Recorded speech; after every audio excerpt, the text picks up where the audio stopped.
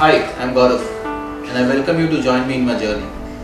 I'm off to one of the remotest and coldest deserts of the world, the Changtang Plateau.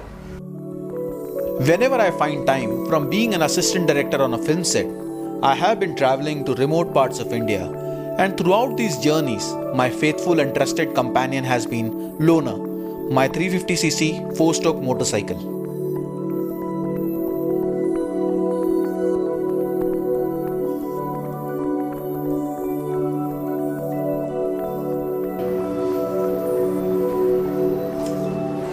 Changtang is accessible by road for only 4 months, and I simply cannot wait to organize funds for a proper film crew to make a proper film on the beautiful Changtang.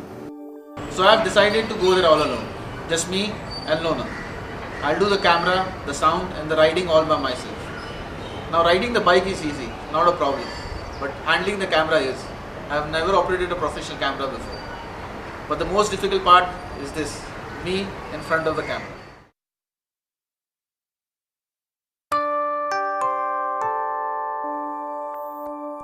Spares for the bike and camera equipment take the maximum space, leaving little room for anything else. But this is a chance I'm ready to take. Under-equipped, without backup, and without a specific plan, I kickstart the most exciting journey of my life.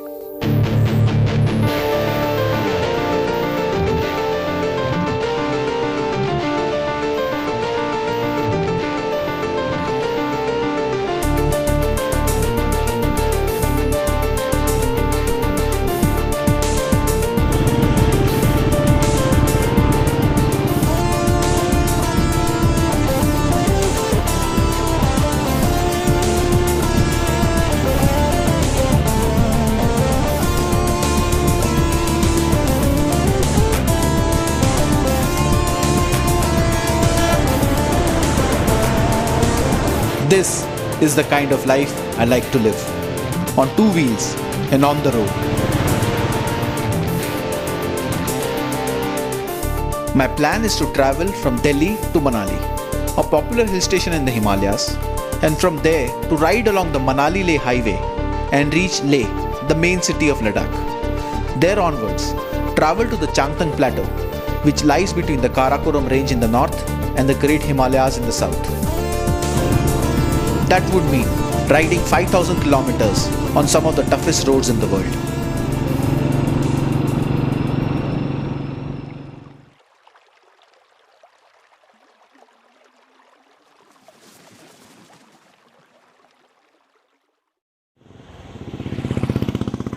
After 240 kilometers of riding on straight roads, I get the first sight of the Himalayas at Kalka.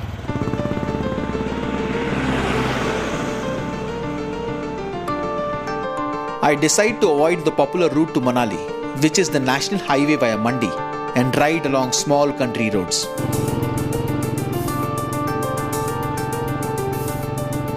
I prefer riding on lesser used routes, for it is in the smaller offbeat roads that one can see the real India, full of color and character, which is much better than the monotonous highway.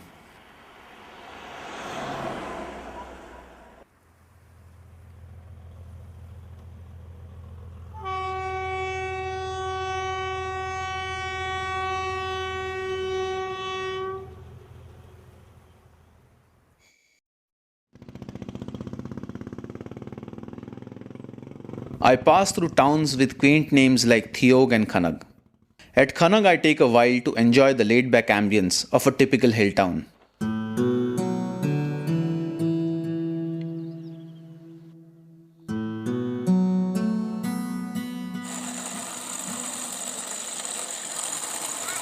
As light begins to fade, I realize that I must spend the night at Khanag itself. But the only state guest house in town is full up, and I am forced to pitch my tent out in the garden.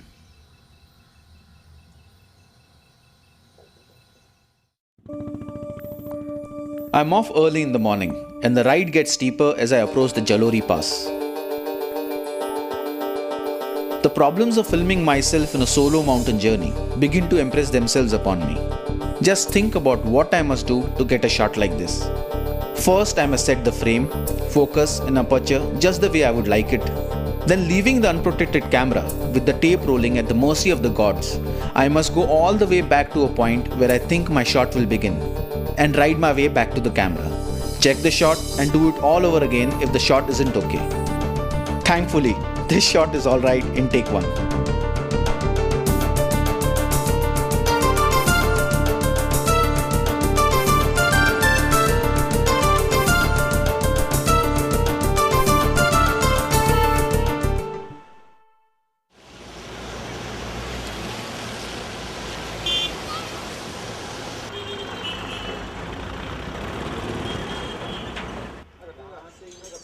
A day planned for well-deserved rest is consumed in making a locking device for the camera box.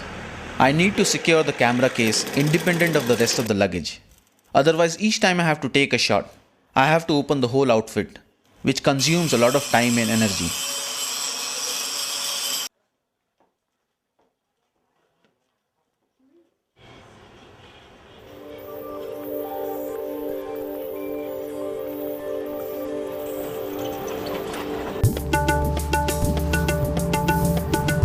From here on, the journey is gonna get really tough and exciting. Tomorrow I'll be riding on the highest motorable road in the world. I just can't wait for the morning to arrive.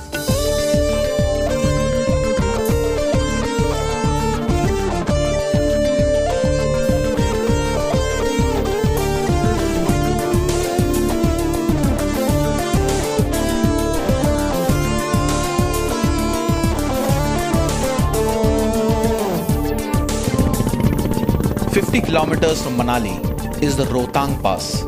I pause for a while to reflect that this is where I actually leave the crowds behind.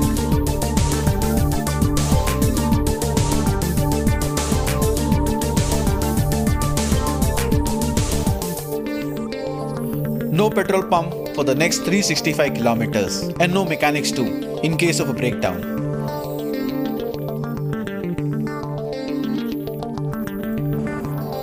And no phone booth for another 350 kilometers. The easy part was over.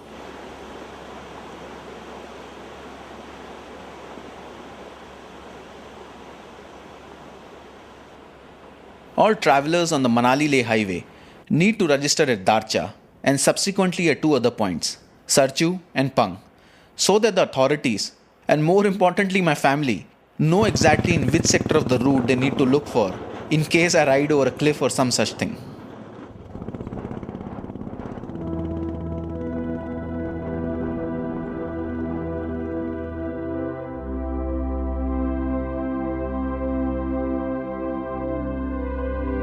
"40 kilometers on the odometer and at exactly 16,500 feet is the Barlachla Pass.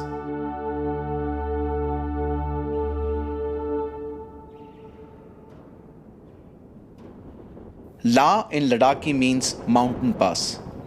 Even Ladakh means the land of high passes. It is a common practice of Tibetan Buddhism to tie prayer flags at places of high wind. The Buddhists believe that each rustle of the prayer flags carry with them the prayers and good wishes to the high heavens. At Barlachla, I encounter an enemy which cannot be seen but can only be experienced. At this altitude, it is recommended that one should not spend more than 5 minutes because of the highly rarefied atmosphere containing minimal amounts of oxygen. But I spent 40 minutes trying to take as many shots as possible, and inevitably, I experienced the typical symptoms of acute mountain sickness. A combined attack of severe headache, nausea, and disorientation are the symptoms of this sickness.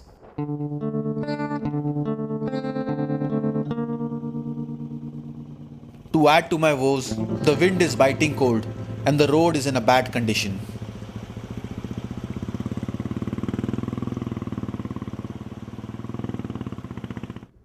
After 120 kilometers, I stop at Sarchu. I cannot ride any further.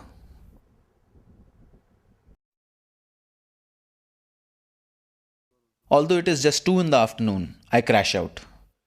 But sleep is not easy to get in such a condition. It is a revelation to experience the helplessness one feels in situations like this.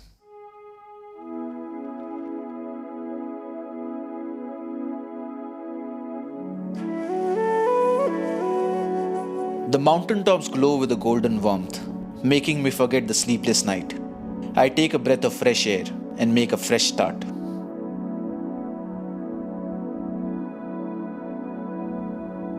Welcome to the paradise of India, says the board, which means I am leaving Himachal and entering the state of Jammu and Kashmir.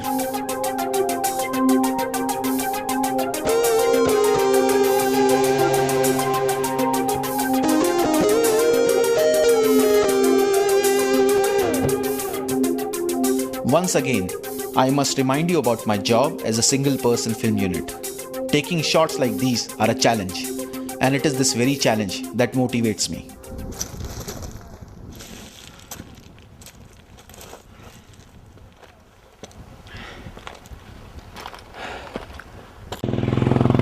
I soon come upon a patch called Gata loops, a succession of 21 loops or hairpin bends.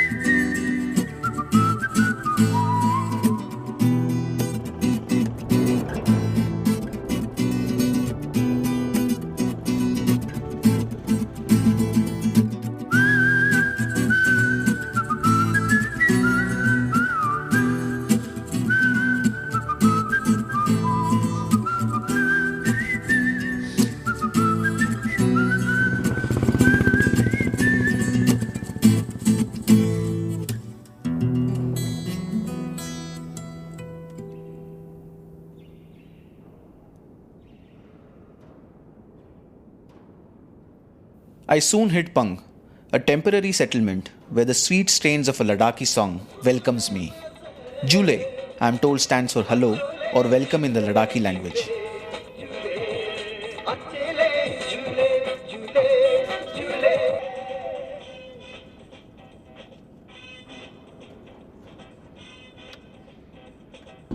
To reach Leh, I need to ride over Tanglangla, the second highest motorable pass in the world. It is a special moment because even getting to this pass, which is at an astounding 17,582 feet, is an achievement for any biker.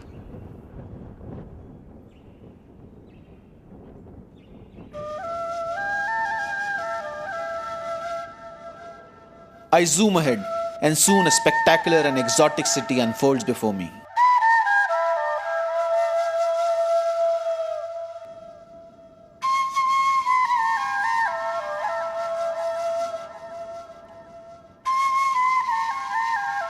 The imposing and graceful Lamgyal Palace dwarfs the entire low-rise architecture of Leh.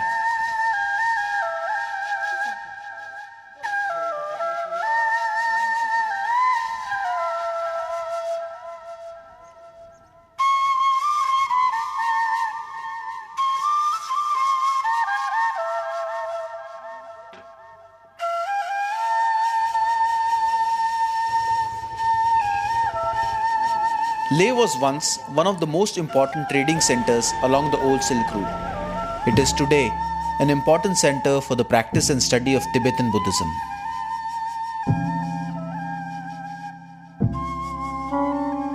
I reached Leh in time for the famous Hemis festival. This is a festival celebrating the birthday of the deity Padmasambhava that comes once in 12 years.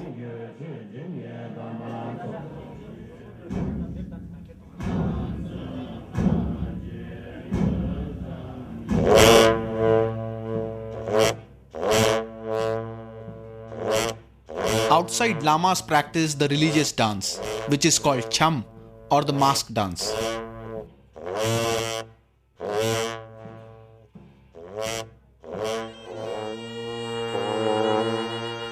The D-Day arrives with the unfurling of the rarest of tankas that is only brought out once in 12 years. The festivities begin with the appearance of fiercely masked deities, which are all avatars of Padmasambhava.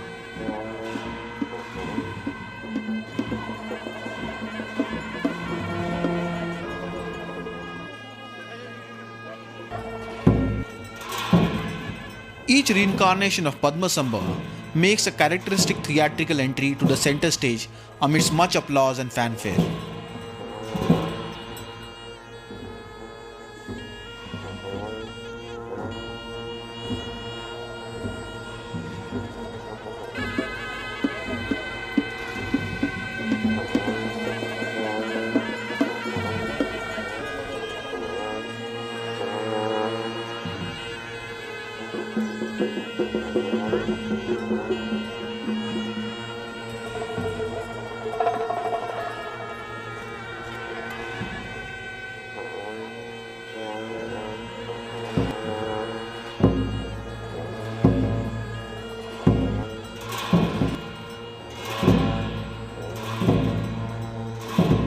Finally, Padmasambhava, the most perfect of all beings, makes an entry to accept the good wishes of everyone present for his birthday.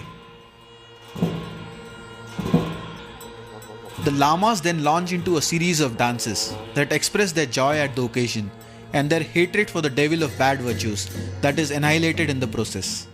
Simply as a riot of color and pageantry, this festival is a veritable eye feast, and I feel extremely privileged to be able to witness all this firsthand.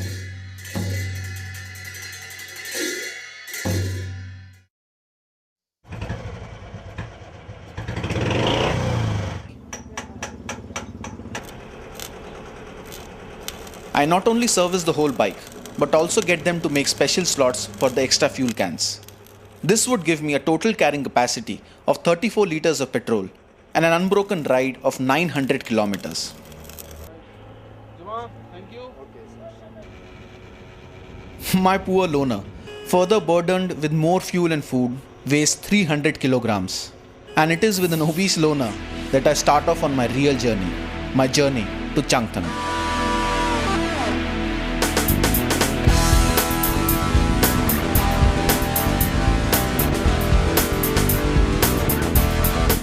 First stop is Changla, which is veritably the gateway to the incredible Changthang. Changthang literally means the northern plains. Lying in the rain shadow area between the Himalayas and the Karakoram range, it is a plateau spread over an area of 30,000 square kilometers and is at an average altitude of 15,000 feet. I plan to ride from Leh to the northernmost tip of Changthang and traverse the plateau to touch the southernmost tip. Suddenly the mountains give way to a vast expanse of land. This is Changthang. It is like entering a vast open cathedral of silence.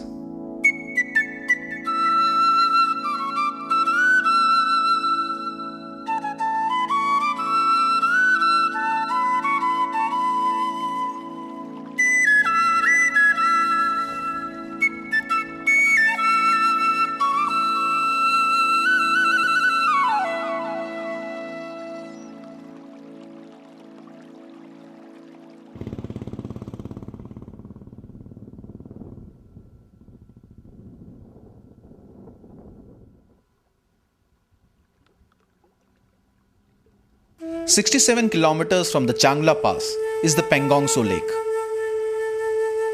So means lake in Ladakhi. Pangong is 130 kilometers in length. Only 1/3 of it is in India. The rest is in China. Just looking at its crystal clear waters makes you want to become a poet.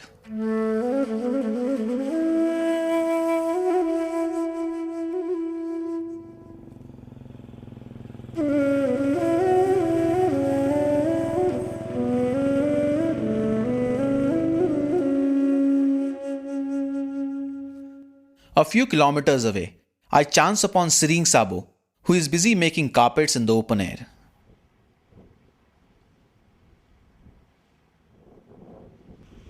She belongs to the Changpa community, the nomadic tribe that lives in Changthang, but is not nomadic herself.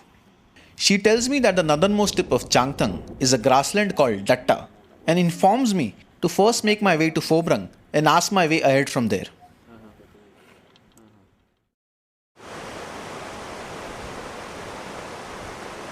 But between Phobrang and me lies an unexpected obstacle, a bridge.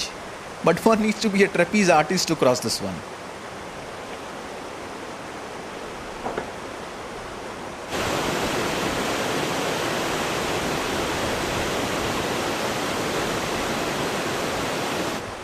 I try to find my way around the bridge, but the problem is insurmountable. I give up and return to camp.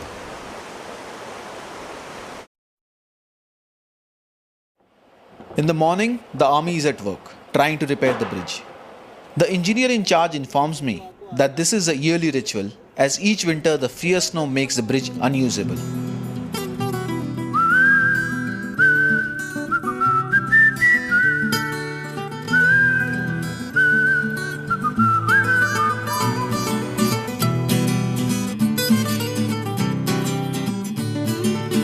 I zip ahead towards Phobrang. Phobrang turns out to be a small settlement where the Indo-Tibetan border police has a small camp. At the camp, I meet Sub-Inspector Satyapal Singh. So, sir, can you guide me how to reach there? Yes हाँ, sir. यहाँ गुफा के पीछे से आके Okay. और उधर नीचे उतर जाओ पीछे भी side Okay. So basically, I have to go cross that Gompa here and pass the mountains which are not in the frame right now. And what I've heard is there's a small carnival happening where all the Changpas have come from the nearby villages. And I hope it's not over, so I'm rushing right now towards it so I can catch it on time. Sir, Suddenly, I'm in a terrible hurry to reach Datta. And this is how fast I can rush. At this altitude, there is hardly any oxygen for the fuel to burn completely to give optimum performance. And on top of that, the arrogant inclines and the stubborn sand. There is no other alternative but to push the bike.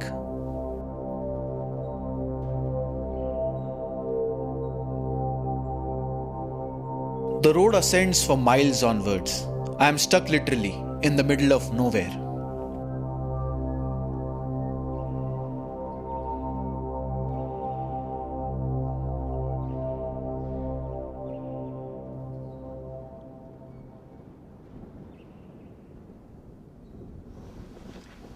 I think I've lost my way. There were 2 dirt tracks ahead. I think I should have taken the another one or something. The dirt track is finished and all this grassland has started. So I really don't know how to find my way out of here. So the best idea would be to camp here. Someplace close by near the water. Although I would have loved to be at the carnival organized by the Changpas here. And it is somewhere here, but so frustrating that I cannot find it. Just somewhere here in the mountains.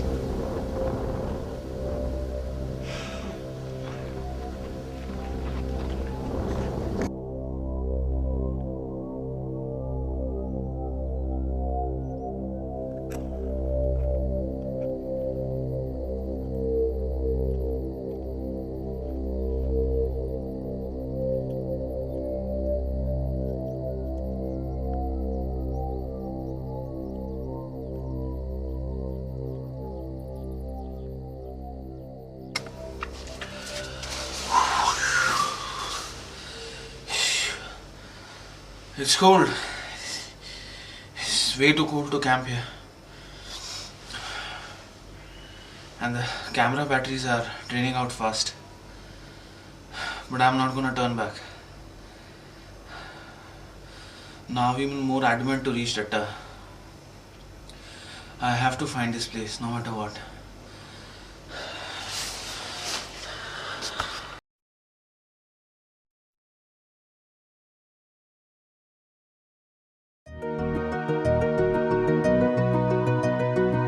In the morning, I realize that I'm not the only one on the grassland. Giving me company are mountain rats, curious to see the new guest on their turf, and marmots, the cuddly little animals.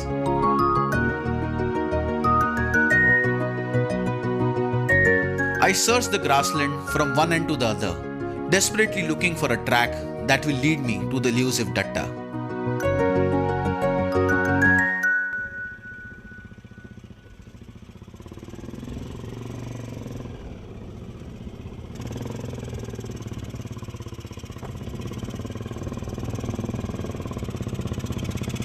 The village is nowhere in sight, but I see a man-made structure on top of a hill. I rush up the mountain slope to locate the carnival at Datta from the top.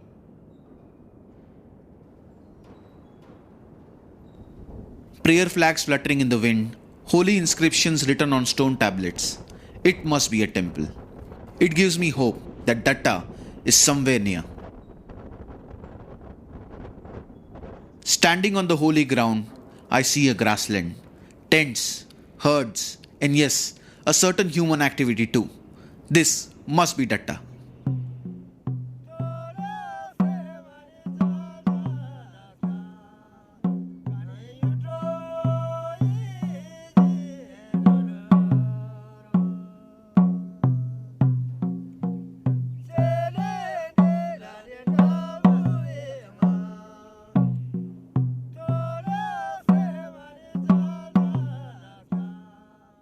The carnival had gotten over the previous day, and I am disappointed to have missed it, but I am glad to at least be able to savor the music on offer.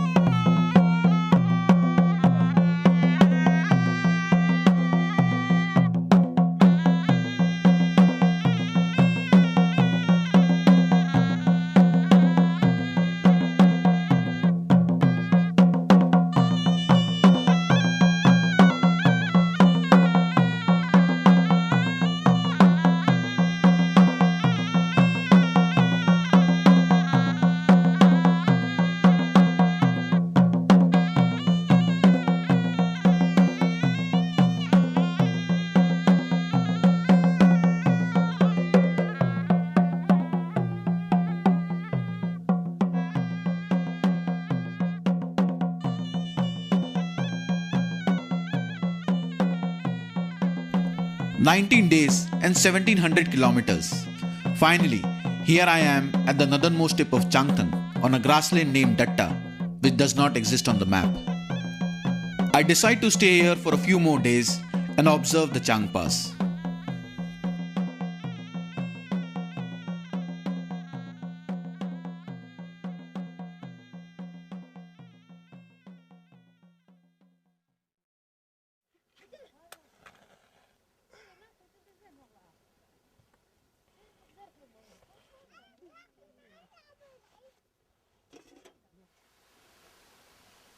I am invited to have breakfast with the Changpa family I had befriended the previous evening.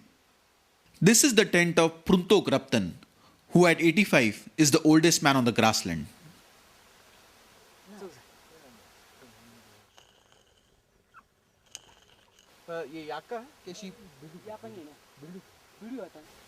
The family is warm and hospitable. I am happy to see that they don't resent my presence, but it may take them some time to get used to the camera though.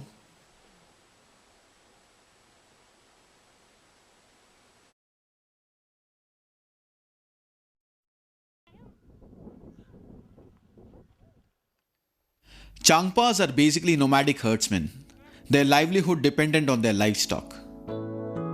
A typical Changpa morning begins with the sheep and goats being released from their pens called lakhas and taken to nearby grasslands. Each family marks its stock with distinctive markings, and there is a rigorous body count at the exit gate to ensure that the inventory is accurate.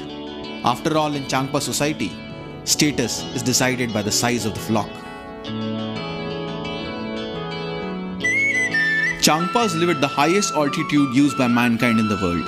Spread over 30,000 square kilometers, there are just about 5,000 Changpas in Changtang.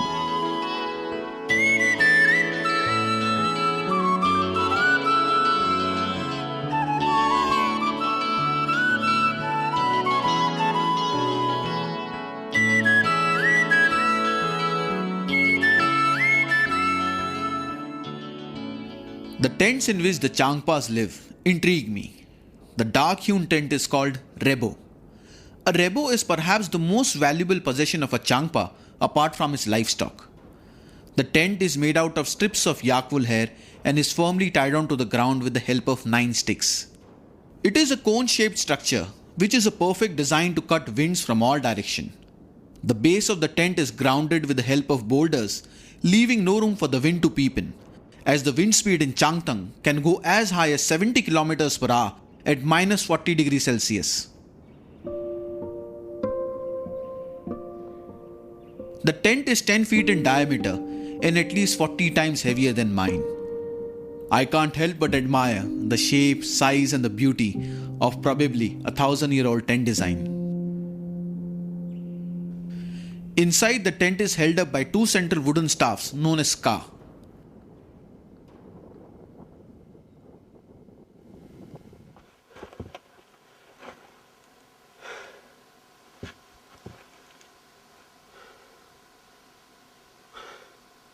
Always dreamt about living in a Changpa tent, and this is a dream coming true.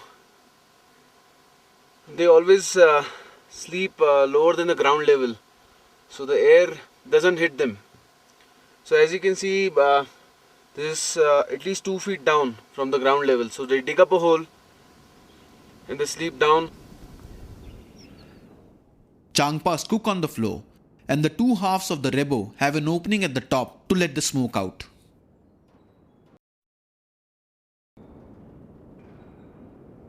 I slept in the tent at 16,000 feet for one night and I'm breathless. I'm not feeling well, I'm having headache. But this is amazing. It is amazing how these people survive in these extreme conditions. Really amazing.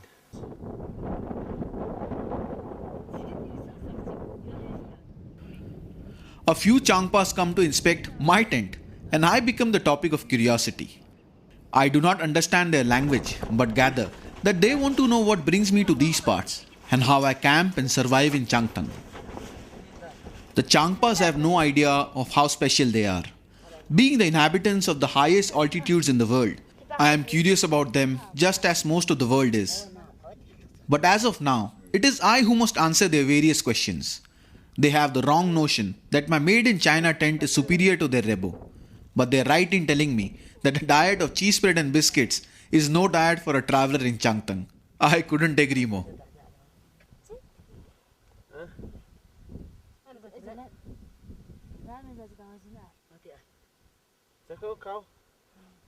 Cheese.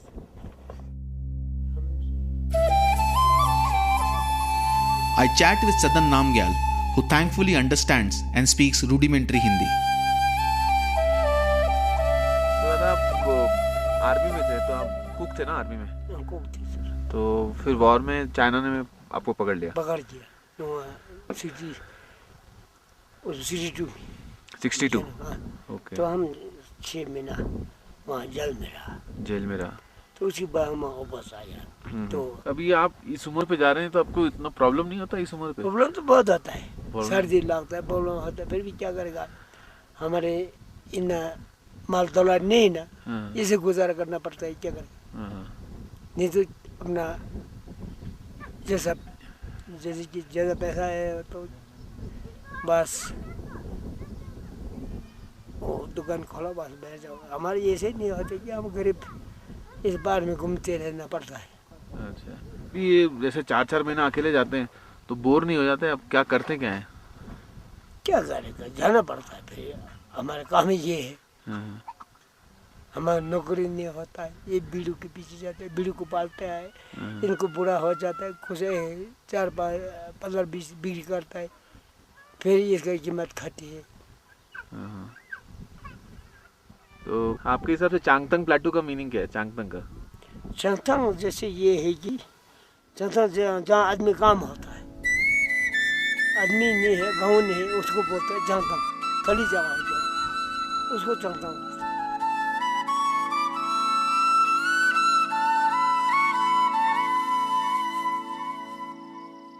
But there is a reason why the Changpas choose to live in the empty spaces of Changtang. Pashma.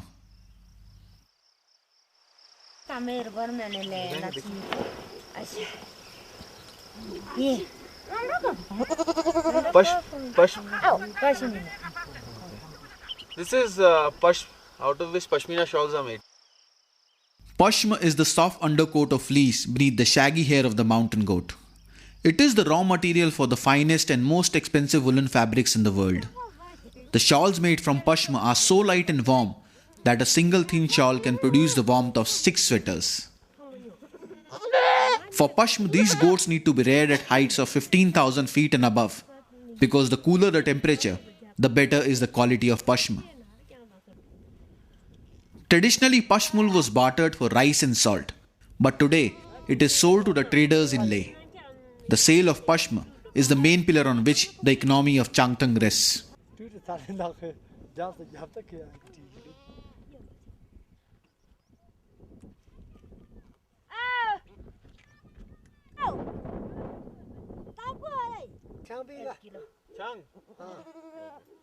While the women do the Pashma combing, the men simply engage in guzzling some chang, a local intoxicant made out of fermented barley. I too decide to join in the good cheer.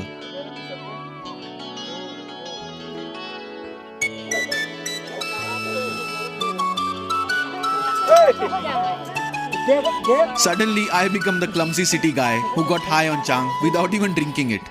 It sort of breaks the ice. The Changpas seem comfortable with my presence. They know I haven't come to study them, and they are right. I simply want to share and experience their world.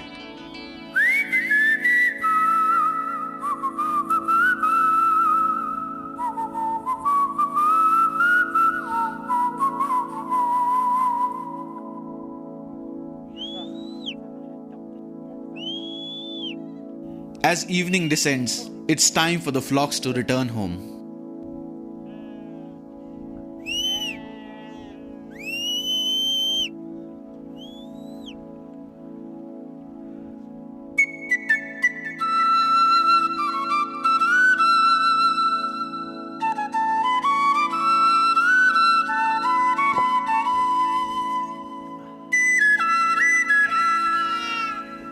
It is also time for young Dilly Dakor to reunite with her husband Rigzing.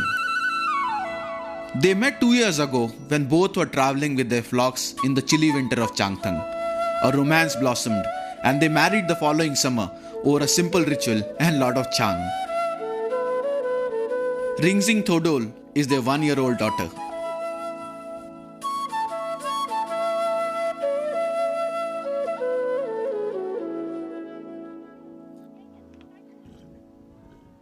The mother-in-law busies herself in milking the goats. Goat milk and its products comprise a very important part of Changpa diet. The excess milk is then turned into either butter or cheese. The Changpas have a unique way of making butter. The entire skin of a sheep is made into an airy balloon. All other openings of this ingenious container are stitched and milk is poured in through the neck.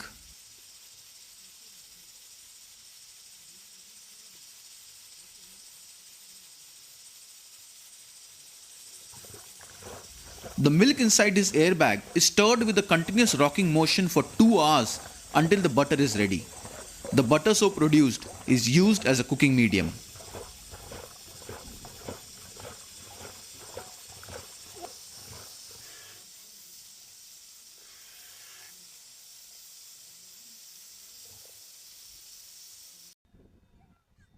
The family gets down to preparing dinner, and another day in Datta comes to an end.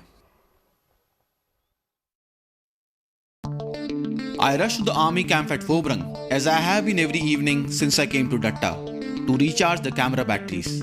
I have been sparing you many tedious details about my woes as a one-man film unit, but battery charging in a non-electrified Changthang is my biggest nightmare.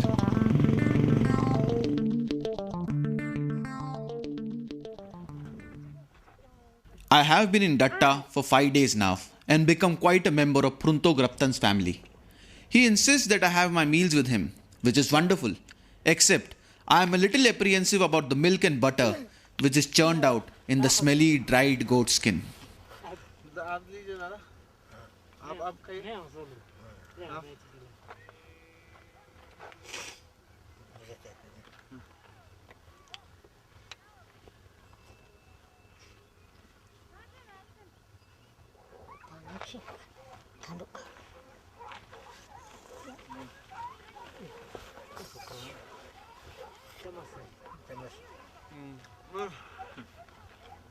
चाय हो गया नहीं ले दो ना जी आटे का है ना Today is not like other days at Datta.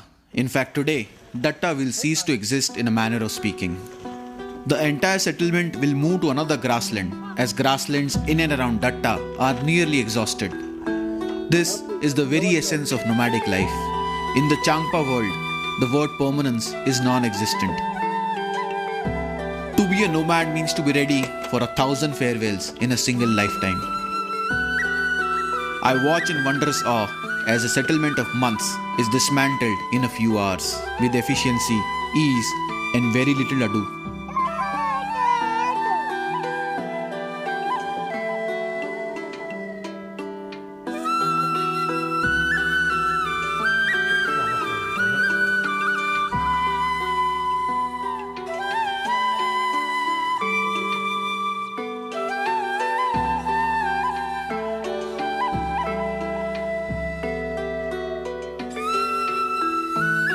I thought packing and unpacking the luggage on and off my bike was a big deal, but this was really a humbling experience.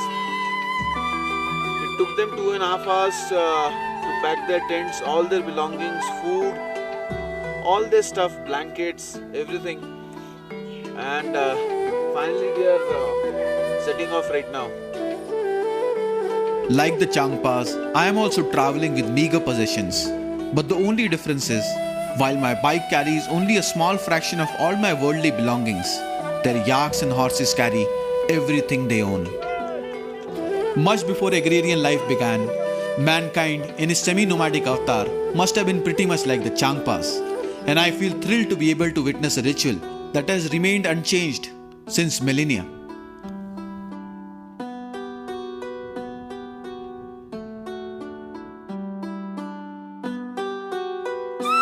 I realize that I can understand nothing about the beautiful Changtang unless I understand the very friendly yet enigmatic Changpas. But first, I give myself a tough ride to feed my biker's vanity. I decide to take a shot at the highest motorable pass in the world. It is just 22 kilometers from Phobrang, but the approach track is so tough that no solo biker has ever managed to reach this pass before. I take only still images as the video camera batteries are getting charged at the army camp. This makes the bike lighter, which is fortunate as I push rather than ride it to the top. Finally, I reach Marzimikla at an altitude of 18,634 feet. At the sight of that milestone, all my exhaustion drops away, at least for a while.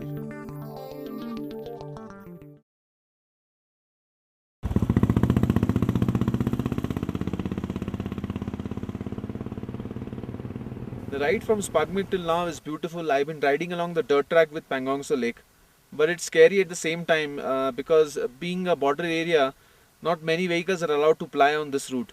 This road is only made for army vehicles. My next stop will be some army town named Chushul, which I'll get after some. नहीं यार क्या बोल रहा है गौरव? Weeks of camping and surviving on cheese and biscuits at high altitude finally takes its toll. The dirt track along with Pangong.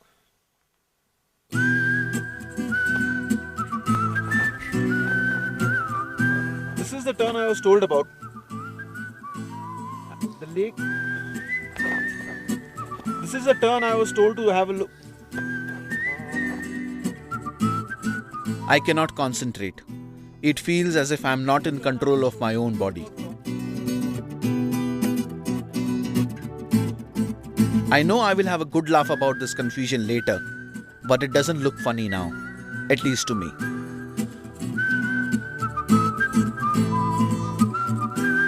Datta was the northernmost tip, and as per plan, I am riding to the central Changtang.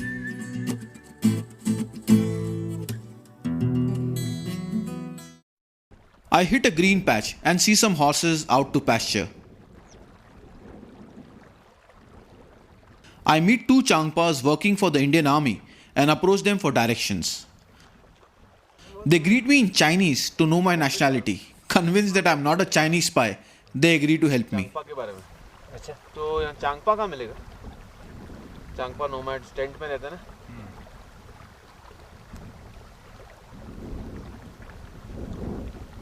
Changpa तो मिलेगा वो करचम है ना?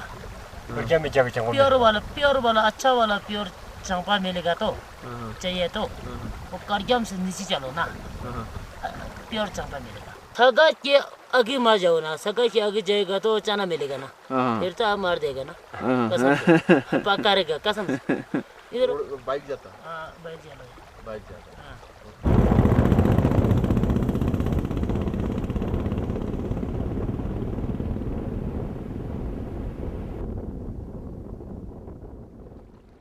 I reach Khargyam and I am surprised to find that there is no Changpa settlement, which is not the picture my friends the army horse minders had created.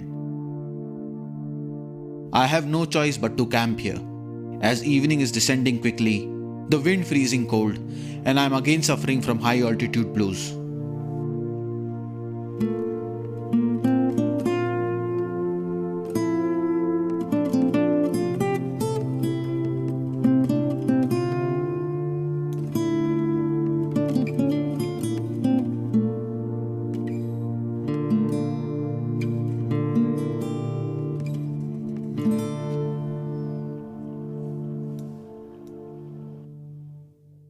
The night was pretty cold. It was very uncomfortable to sleep in the tent. Sonam came to wake me up in the morning, and Sonam recognized me from the tent in Datta. He was there in Datta, right? Realizing that I'm not keeping well, the sweet Mr. Sonam invites me to have lunch at his tent, which is a little down the road.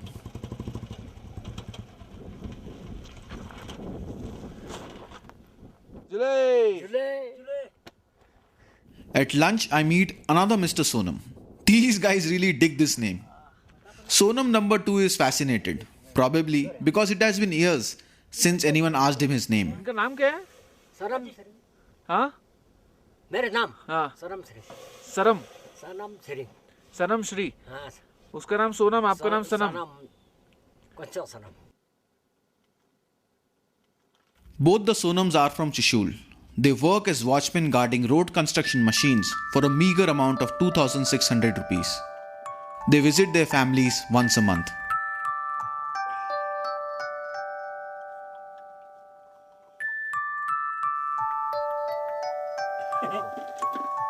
Lunch consists mainly of turmeric flavored rice and a pre-cooked vegetable that I have contributed.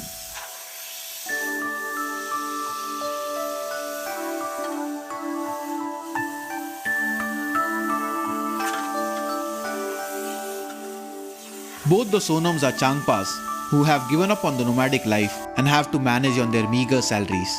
But this has neither diminished their generosity nor affection.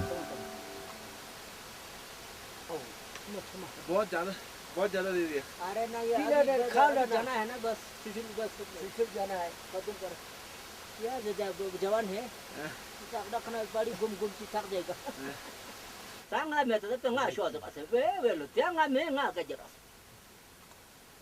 nga ka jira me la I am overcome by emotion at the end of our little meeting, and it is with a heavy heart that I bid farewell to both the Sonams.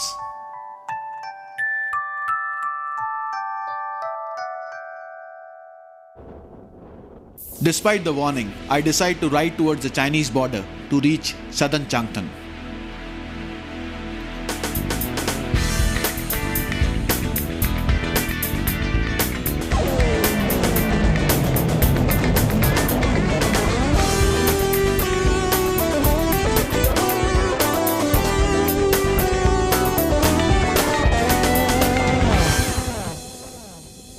This moment is definitely the highlight of my journey till now.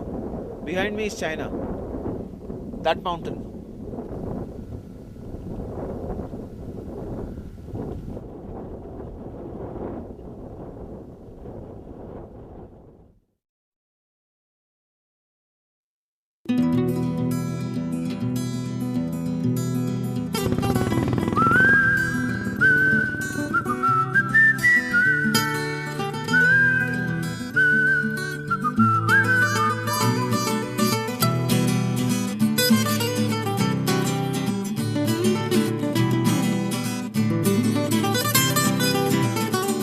I chance upon a village called Rongo, which happens to have a state guest house, and the guest house is vacant by God's grace.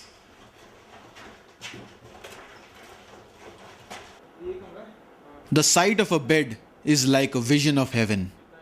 Jurgen, the caretaker, cheerfully tells me that food is not provided, but I am welcome to use the kitchen facilities.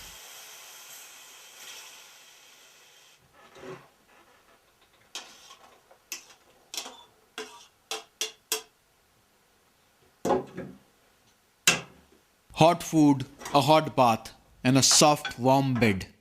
The sleep I sleep in Rongo is the sweetest I have in a long, long time. Rongo turns out to be a pleasant surprise. After having seen bleak and barren landscapes kilometer after kilometer, I feast my eyes on a burst of green vegetation.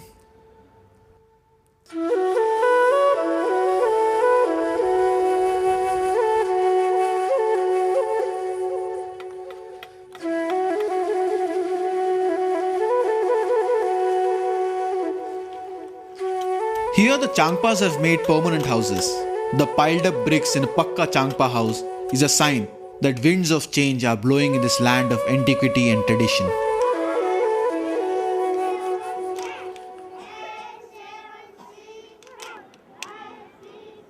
There is a small primary school just beside the guest house. A teacher requests me to teach the children since there is a shortage of teachers.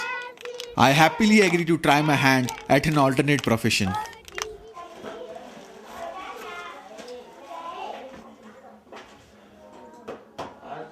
I am teaching a lesson called Cowboy. It talks about how the cowboys live in difficult terrain, travel constantly, and are busy minding their herds. In West America, cowboys or cowhands lead a hard and lonely life. I hope the Changpa children are able to spot the similarities between the romanticized, glamorous Wild West heroes and their own unsung elders. Far away from their families.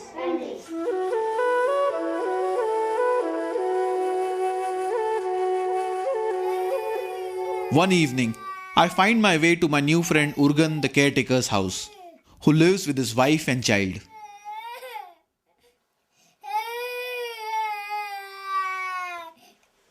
He informs me that he is a Changpa too, but has chosen to live a settled life. But his father still leads a nomadic life on a grassland 30 kilometers from Rongo. I am anxious to meet this man who has chosen to live the Changpa way of life, which is not in the comforts of a concrete house, but in the wilderness of Changthang. The man's name is Sewang, spelt with a T. In a non-monetized world, where wealth is still counted in terms of how many sheep, goats, yaks and horses you possess, Sewang is a tycoon. As the camera pans, each and every animal you see in the frame belongs to Sewang.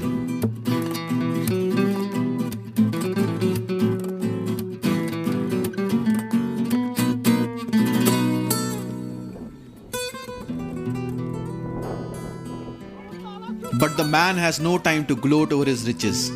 He is busy gathering the stock just returned from grazing. His wife and 3 daughters too work vigorously to manage the large and unwieldy herd.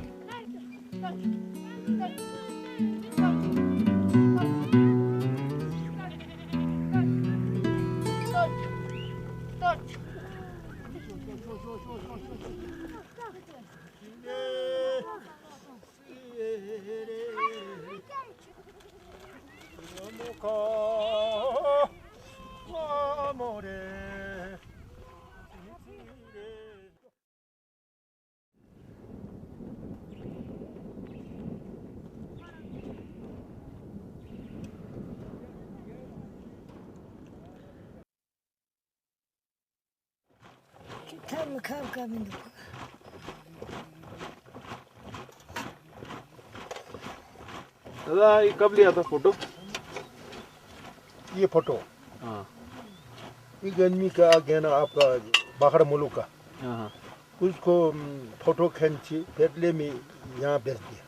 तो ये लामनतदार थे अपना? हाँ लाबादार बहुत तंबू वाला 200 भी ज़्यादा तंबू उसको लाबादार बना दिया। तिब्बत में आने का टाइम हमारे पिताजी दूसरा का तिब्बत का आदमी आ जाता है ना ये भाग से। अच्छा ये वॉर की टाइम इंडस चाइना वॉर 65 में हाँ हाँ 65 में आ गया हाँ 20-25 तंबू फिर इधर से बहुत अच्छा करके रख दिया ना। दूसरा का बोलता है घास नहीं है मत आओ। हाँ हमारे पिताजी का बोलता था आप बैठो खुश हो जाओ। हाँ फिर तक खुश हो गया। दली लामा के पास उसको नाम भी गया ना हमारे पिताजी का नाम गया।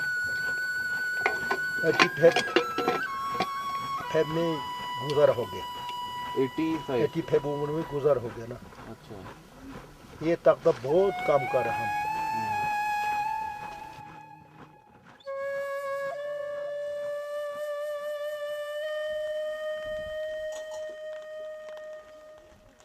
As I watch him sleep a carefree and sound sleep under the open sky, I realize why this man can never be happy in a concrete house. It is an idyllic life in the most romantic sense.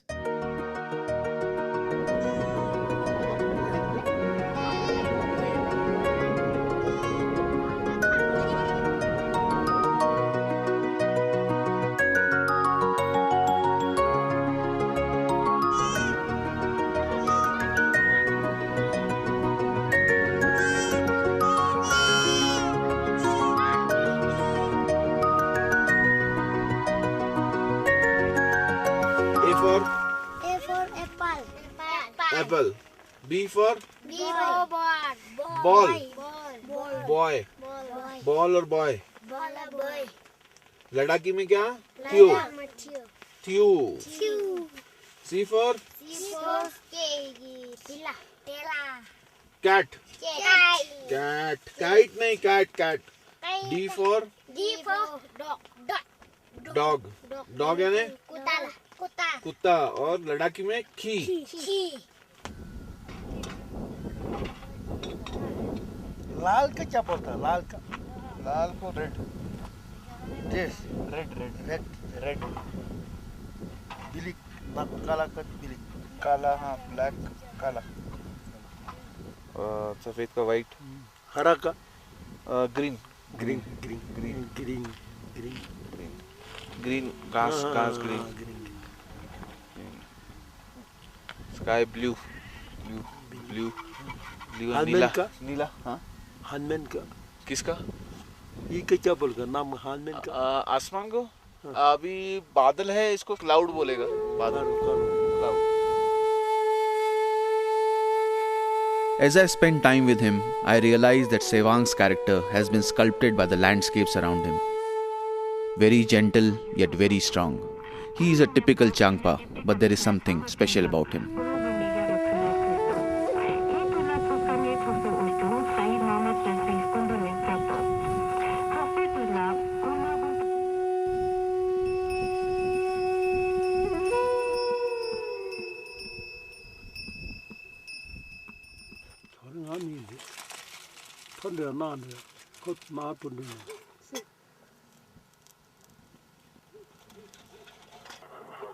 Ever since I have been here, Sevang has been cooking special dinners for me. He insists that I have meat as it provides energy to combat the harsh Changtang weather. Generally, Changpas eat a mild preparation, but for my sake, Sevang adds extra salt and chili.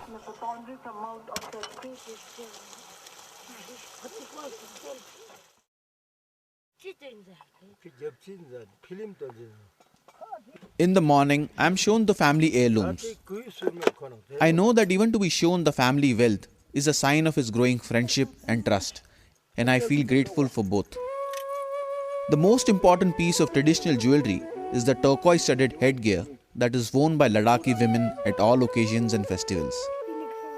The higher the number of turquoises, the higher is the status of its wearer.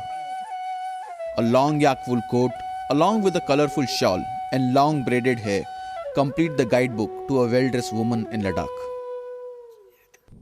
As for the man, he needs to wear a nice fur-lined cap, a fur-lined long coat, a kamarband, and a knife to add a dash of matchiness to the proceedings.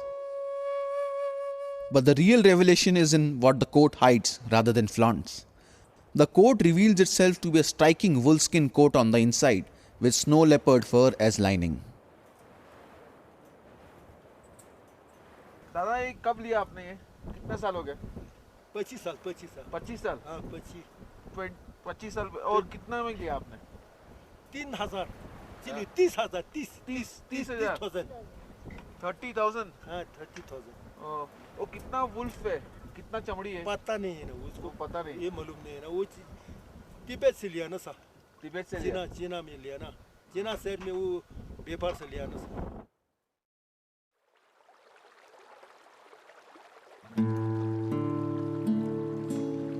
आप कितने वर्षों से यहाँ पहाड़ में रहते हैं और आपके रोंगो में इतना पैसा है, बच्चे के पास घर है, गाड़ी है, तो भी आप यहाँ क्यों रहते हैं? नहीं रेबो में घर में रहने से नहीं है ना, हमारे पैदा भी रेबो में हो गया, बाल बकरा बीटू के साथ पैदा हो गया. दिल का घर में बैठेगा तो ठीक नहीं है, बकरा बीटू देखेगा तो खुश हो जाता है. आपका पिताजी रेबो में रहा, वो रेबो आपको मिला, भगवान आपको मिला, और अभी आपके बाद मेरे को लगता नहीं युर्गन को इंटरेस्ट है ये बकरी चलाने में, तो आपको कैसा लगता है? दिल ठीक नहीं लगता है ना. उर्जन को उसके साथ बकरा बीटू के साथ बैठने से हमारा दिल ठीक होता है. फिर उसको नहीं बैठेगा तो क्या करना है? फिर हमारा था कि बकरा बीटू के साथ बैठने का दिल ठीक है. शंपा को इसको बकरा बीटू के बारी में पेट भर जाता ना, फिर वो पैसा नहीं है तो उसको ऊन बेचेगा, ले 5 महीने बेचेगा, पैसा मिल जाएगा। फिर उसको काम भी हमारा बूटा है, नहीं जा सकता है, काम करेगा तो ठीक भी नहीं होता ना, दिल के ठीक नहीं, बिल्कुल नहीं है। पहले छोटा के टाइम बागड़ा बीड़ी के साथ चलता है, उसको दूध पीता है, दही पीता खाता है, फिर तो आदमी का दिल खुश हो जाता ना।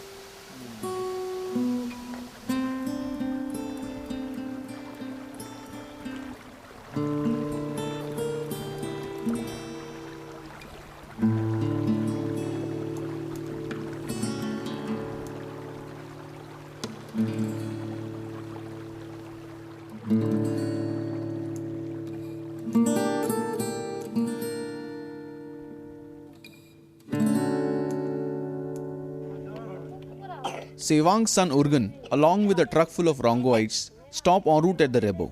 They're heading to Hanle for a big religious ceremony. I decide to accompany them and take my leave of Sevang, but not before promising to be back with him after the ceremony. The father and son have a strange frost between them. It's quite obvious that the issue of forsaking the Rebo and the grasslands is standing between the two like an insuperable wall.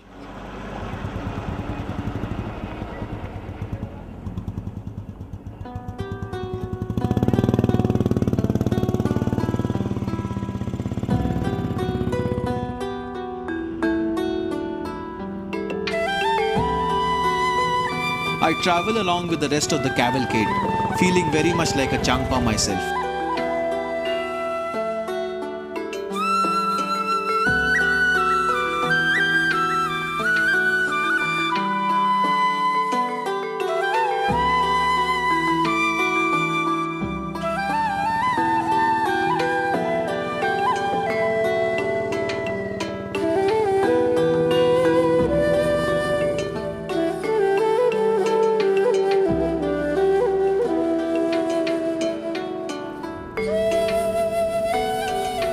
The air is so clear in these parts that the Hanle Palace can be spotted from almost 25 kilometers away. The Hanle Palace is an imposing sight by any standards. It was built by King Senge Namgyal, also known as the Lion King of Ladakh, sometime in the 17th century. Hanle was once an important political and religious center and a coveted point of conquest for many a marauding army that rode up the Indus Valley. From its terraces can be seen some of the most beautiful sights you can ever wish to see. I try in vain to capture the ethereal and mystical beauty that surrounds me.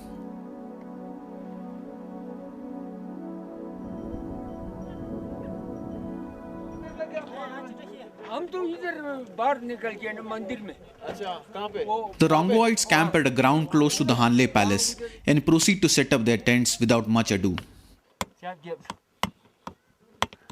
We have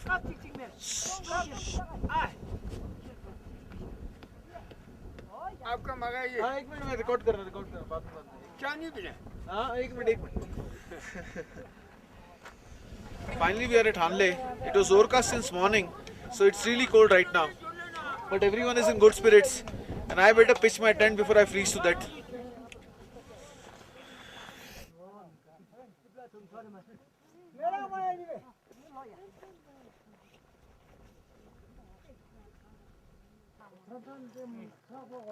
It's not long before all the tents are pitched and the barren ground starts looking like a well-established village.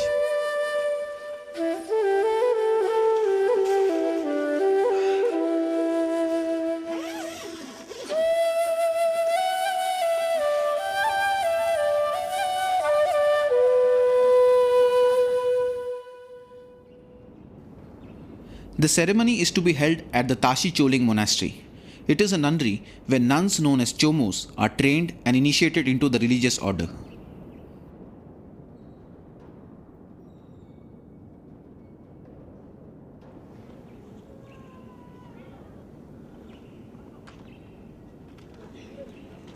A mammoth tent under which the worshippers are to sit is been pitched in the courtyard. Truckloads of Changpas arrive at the Gompa from all over Changtang.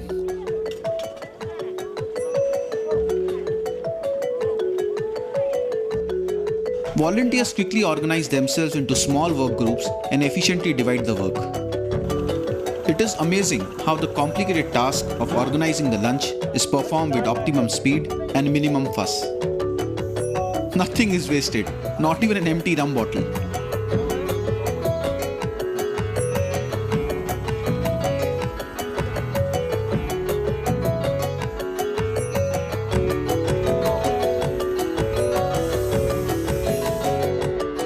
An impromptu auction erupts in a corner. An enterprising village head of Rongo decides to put the coming together of so many changpas to good use. On sale is a coat made from the fur of infant sheep with the lining of exotic otter fur. The object of desire is finding many bidders. I too place a bid, but I am outbid in a jiffy. This coat is sold for 6,500. आपको पैसा कब देंगे? ये बच्चे के लो पैसा कब देंगे? अभी देंगे? पैसा नहीं बाद में देंगे। बाद में ये बच्चे के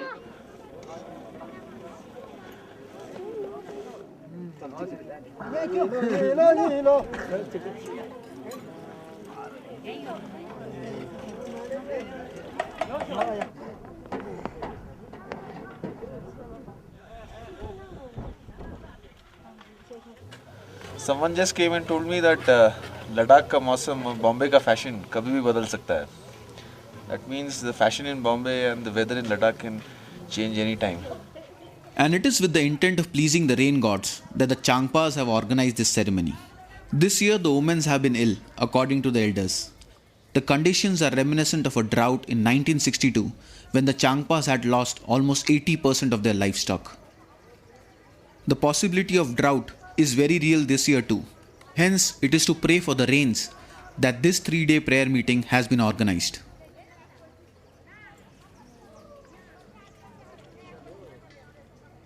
The prayer wheels are whirring, the prayer beads are out, and the butter lamps about to be lit. The stage is set for the solemn prayer to begin.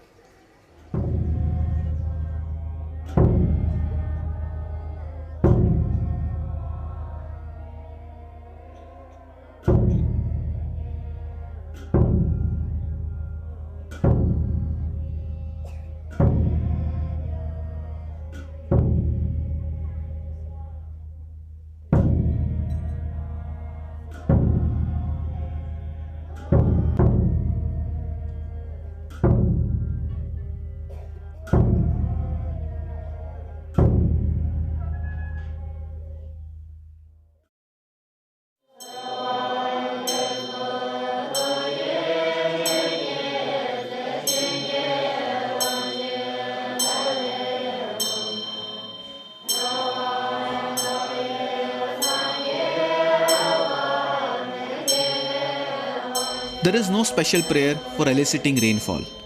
Each time the order sits to pray, they follow a fixed cycle of chanting that begins on a mild note and gradually ascends towards a crescendo. The belief is that whatever one wishes for in the prayers is granted by the compassionate Padmasambhava, a missionary who introduced Buddhism in Ladakh. Lamas and chomos pray together, creating a special musical cadence and rhythm. The entire atmosphere exudes a strange mystical aura.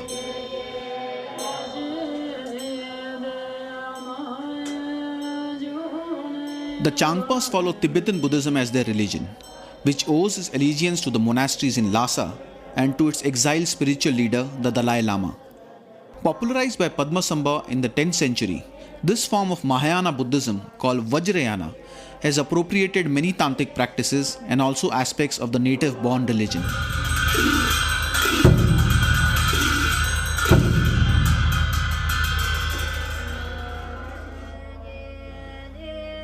The Changpas are all lost in intense prayer. The prayer wheel rotates endlessly to keep up with the chants of Om Mane Padme Hum, Om Mane Padme Hum, which literally means, behold, the jewel in the lotus.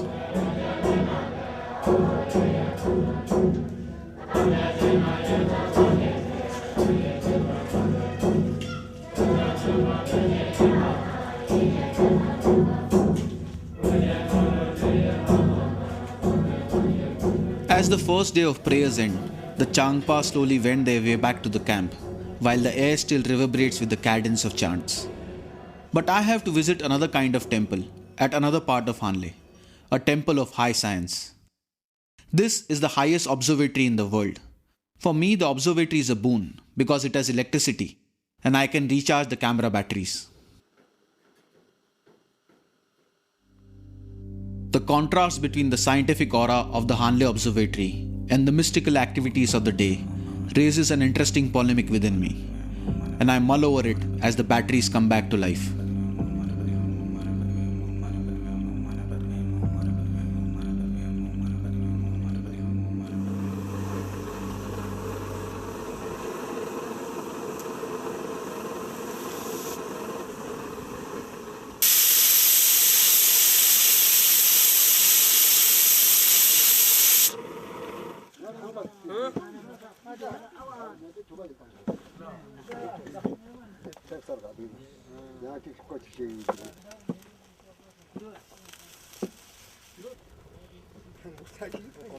Night at the camp is best described by the jovial community kitchens, where sampa or barley dough soaked in vegetable soup is on offer.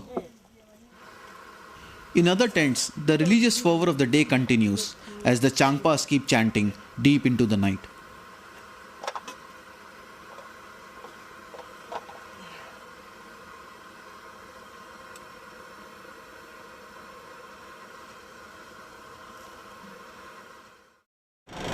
This is the second day of the puja, and Yashi has told me about a Tibetan settlement living several kilometers from here.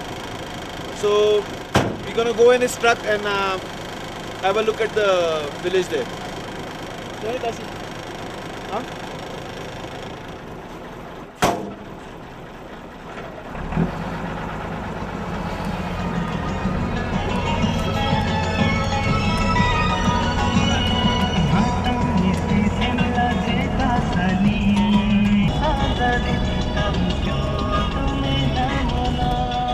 It is important to understand the sensitive political background behind the cheerful Panguk village, which is one of the 9 Tibetan refugee camps in Ladakh.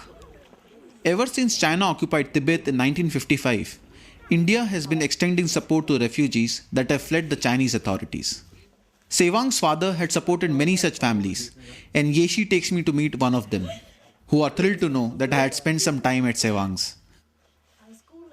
The conversations as well as the wall posters are mostly about the freedom struggle, which all of them believe in so much.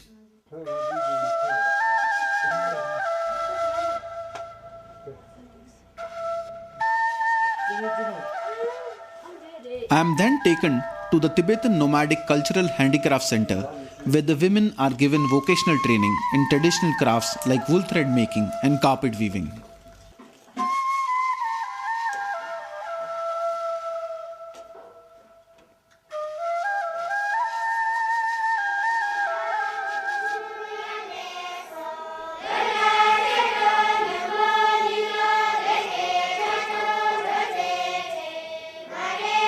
The Tibetan Children's Village at Panguk is part of the same attempt to rehabilitate the families, especially children who have been displaced by the political struggle.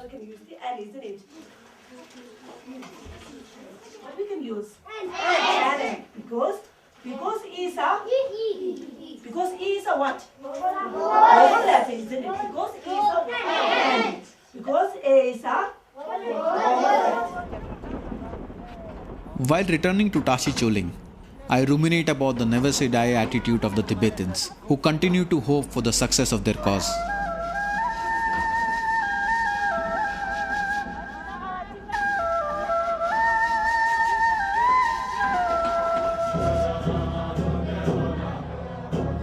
On day 3 of the marathon prayer session, the intensity has trebled. There is something dramatic even in the cadence of the prayers. Priest and devotees are both lost in a transcendental reverie. The music starts heading towards a crescendo as the final rituals of the prayers begin.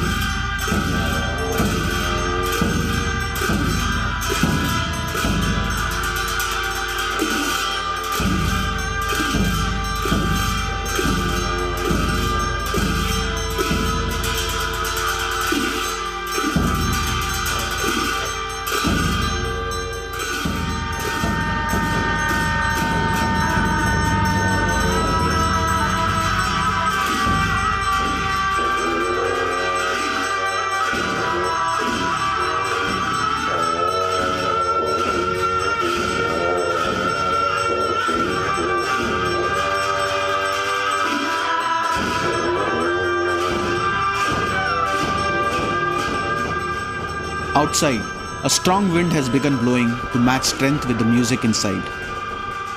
The giant cloth canopy too begins swaying rather dramatically.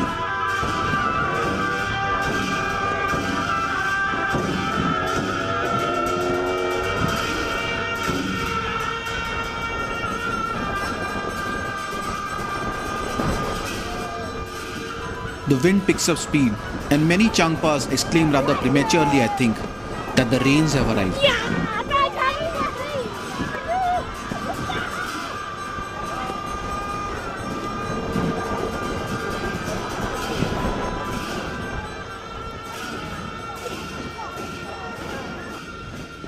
But before long, dark clouds can be seen yonder, and rain soon falls at the monastery.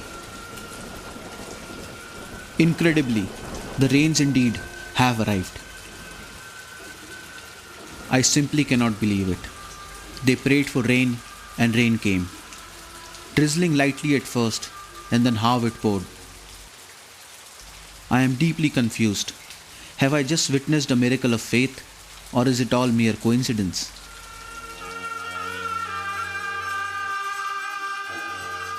The chanting continues as elation and smiles spread across the faces of the lamas and the chomos. They prayed and their prayers were answered. What could be simpler than that? For the believer, nothing is miraculous. It is merely a confirmation of what he or she already knows to be true.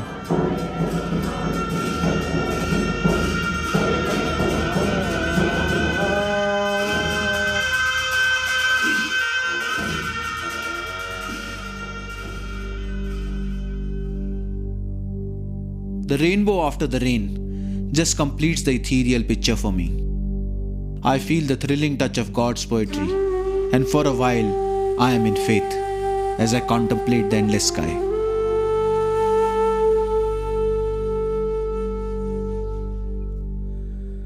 Long after everyone's left, I sit outside the courtyard thinking about the amazing events that had just transpired. I feel a deep sense of peace as I sit in contemplation. When I get up, I am no longer a foreigner in Changtang.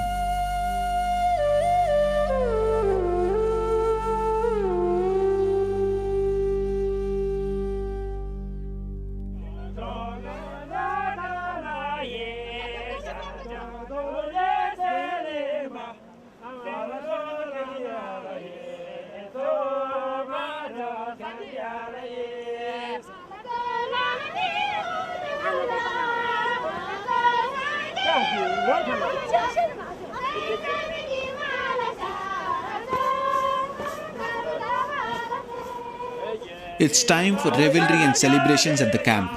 The young people let their hair down and dance away till the late hours of the night.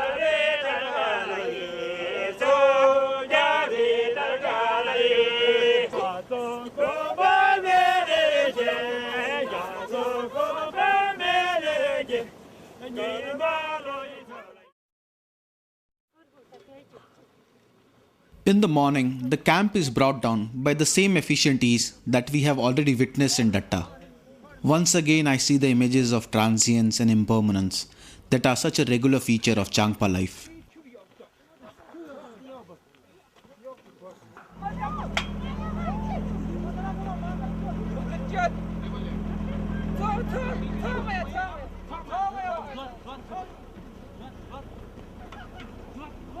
I bid a fond farewell to my Rongo friends and prepare for my toughest ride in Changtang. I must leave behind my tent, bike spares, in fact everything apart from my cameras to travel light on the non-motorable conditions ahead. Everyone advises me to abandon the idea and turn back, but I persist, as I want to touch the southern tip of Changtang to give my journey a sense of completion. The southernmost tip of Changtang happens to be a place called Chumur, just 120 kilometers from Hanle.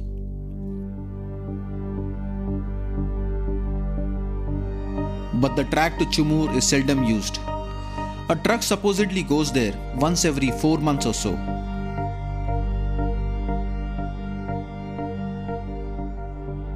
To save time, I decide not to use my video camera and only use my still camera during the journey.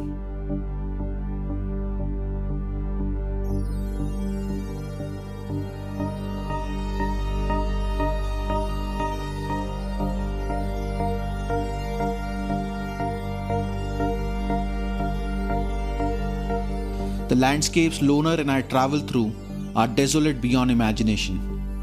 I am close to panic, but I have a weapon now that I didn't used to have a while ago. Faith. The longest and toughest 120 kilometers of my life finally yield a tiny little gompa at Chamur.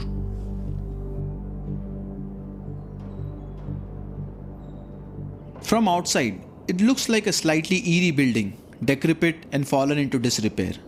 If I am allowed to shoot here, it will be the first time that a video camera has ever been allowed inside this monastery.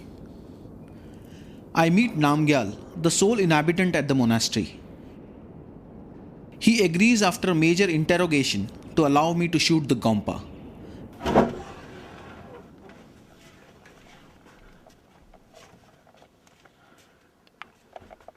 The Chamur Gompa has acquired a certain arcane notoriety because it has kept the mummified body of its founding Lama for the past 50 years or so.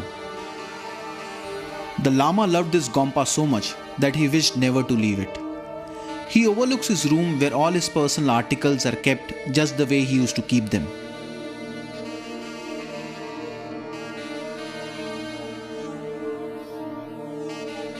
The smiling, glittering eyes of the long deceased Lama seem pleased at the way the room has been kept. Namgyal then takes me to another room, where he shows me the mummified severed hands of a woman who was supposedly a sorceress and caused at least 7 lamas to die by using her charms. The Lama who created the monastery managed to get the better of her and killed her, but not before he made her repent.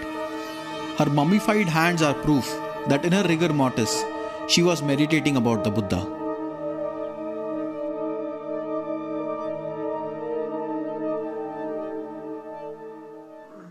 The Gompa also has some priceless objects of religious art, objects of intricate carving and inlaid gold, that would be of immense interest to the academic historian and the collector.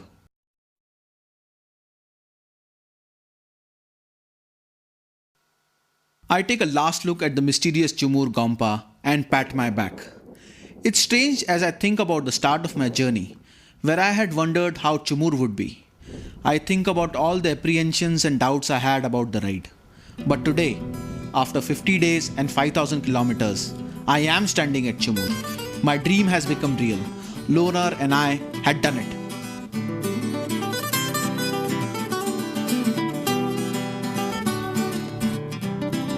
I head back to my good friend Sewang's Rebo, where I intend to spend my last few days in Changtang. Today is my last day in the wilderness of Changtang and with the Sewang and family, with whom I had a wonderful time for the past few days. Today I have decided to go with the sheeps and graze the sheeps, since without that my Changpa experience would be incomplete. Sewang's daughters are quite amused by the prospect of having me for company in their daily sojourn. Having filled enough muddy water to last them all day, they show me another very important element in their preparation: Changtang made sunblock lotion.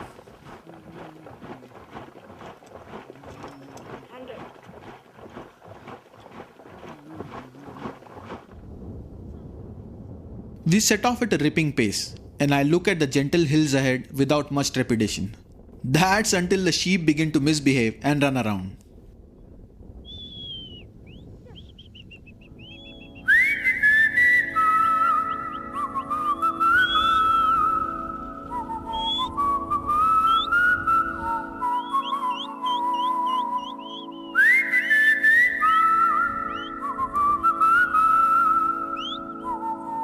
The first line of gentle hills are crossed in a jiffy, and soon the ascent isn't gentle anymore. I keep lagging behind and finally decide to stop them to ask exactly how much more we would have to walk. I am informed that 3 more lines of hills and a few more kilometers should see us through.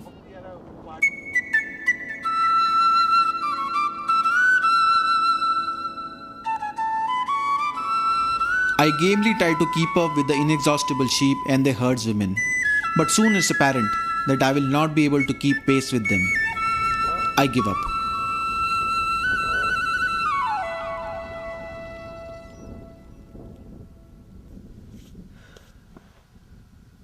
2 hours and 3 kilometers. That is all I could last. I stopped for a breather and these people have vanished somewhere behind the mountains, and there is no way I could catch up with them now.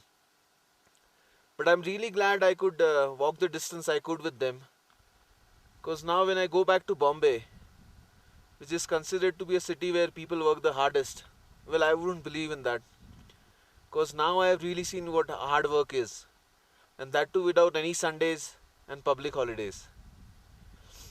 But apart from the hard work, what is really nice to see is how these people maintain a wonderful relationship with family, society, religion and faith in these harsh conditions and long winters which can last up to 6 months.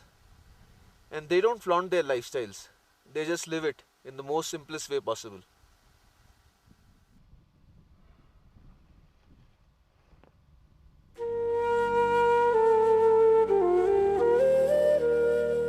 Back in Bombay, my friends call me a nomad because I am always footloose. But this is a very romantic idea of nomadic life. The real nomads lead a very difficult life and their wandering is governed by stark economic necessities. My brief interaction with the Changpas has made me realize that I am merely a traveler and not a nomad. It is a humbling experience to be amongst these wonderful people.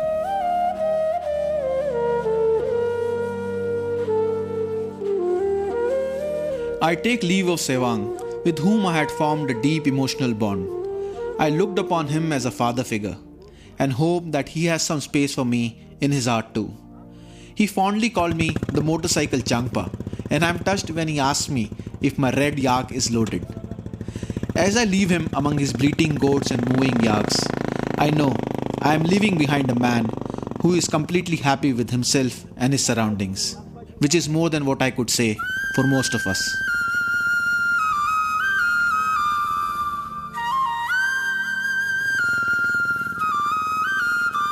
I had started this journey as an adventure ride, but my interaction with the Changpas had given it a completely different meaning. It will not be so easy for me to come out of this ride and be my old self again. The old self had changed somewhere in the wilderness of Changtang.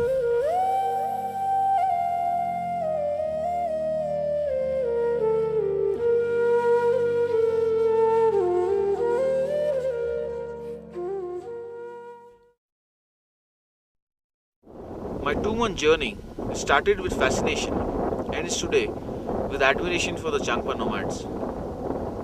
What I thought would be my biggest handicap, traveling on a bike, actually turned out to be a blessing in disguise. The limitations on the kind of equipment I could carry, quantity of food and supplies, and the physical hardship made me understand their lives much better. From here onwards, it's smooth national highways where there will be ample of restaurants to eat, mechanics to repair the bike and petrol pumps, unlike Changtang. And I guess that explains why Sewang doesn't like to sleep in the comforts of his concrete house.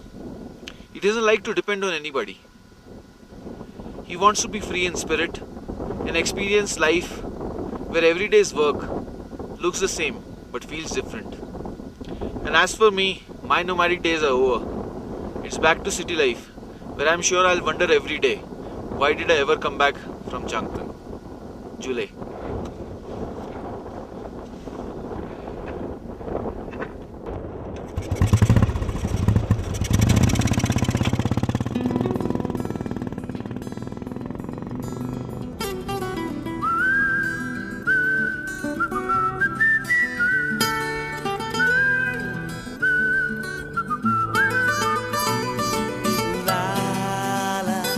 la la la la la la la la